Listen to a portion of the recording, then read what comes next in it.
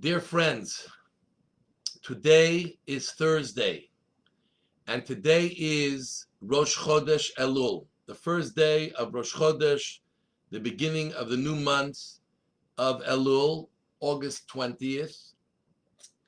What is Rosh Chodesh? Rosh Chodesh is the beginning of the month, but what makes a month in the Jewish calendar?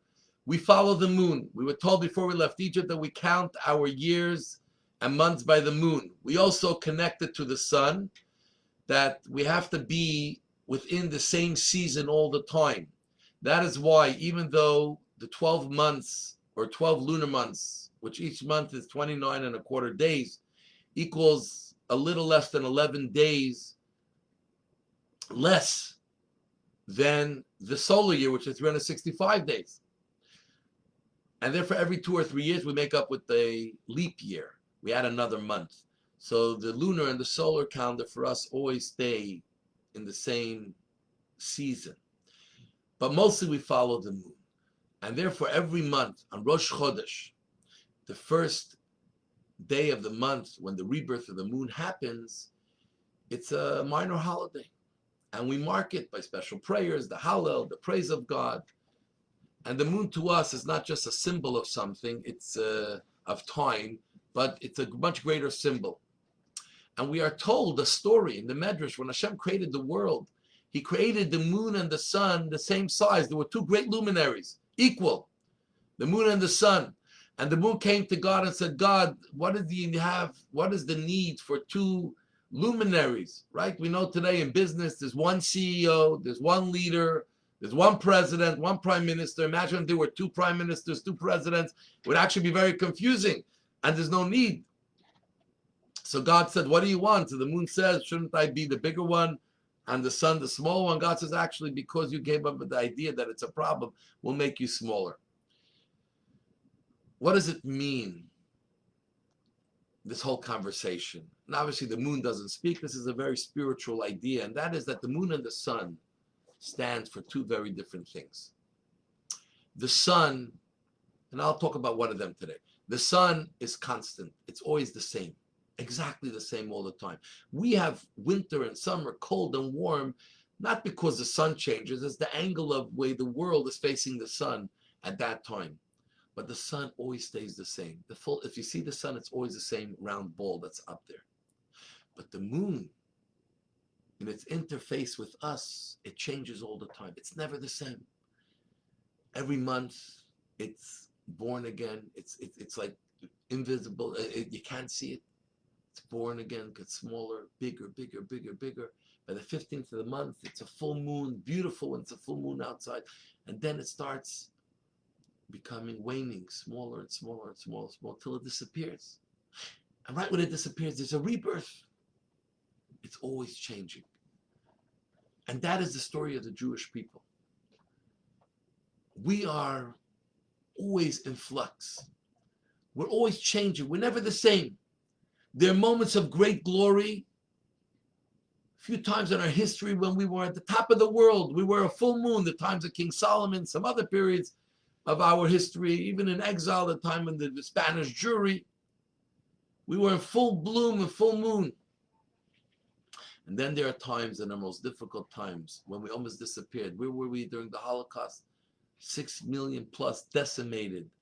During many of the tragedies that happened before, when we lost our treasure, the temple, and the big bloodbath that followed in the Roman battle, then, and the one that followed 60 years later with Bar Kokhba, we seem to disappear. And at times, we seem to be getting smaller. And at times, we seem to be building and getting bigger. We're always changing. And that is the story of the Jewish people, but also the blessing of the Jewish people. Other empires were great, were powerful. But the minute their power started to wane, they were gone. You can list tens of great empires that maybe today they're countries that carry that name, or cities, but they don't exist anymore, except in the books of history and a few remains, ruins. The Romans, the Greeks, the Ottoman Empire, the Syrian Empire, the Egyptian Empire. Where are they all today? they don't exist anymore because they're like the suns. When they're there, they're strong, powerful, and then they're gone. But the story of the Jewish people is that many people wrote early on our demise. But even as they thought we were dying, we had a rebirth. After the Holocaust, the worst tragedies that ever happened to the Jewish people, an incredible rebirth. The Jews came out into the DP camps. They lost their families, their parents. Some of them lost children.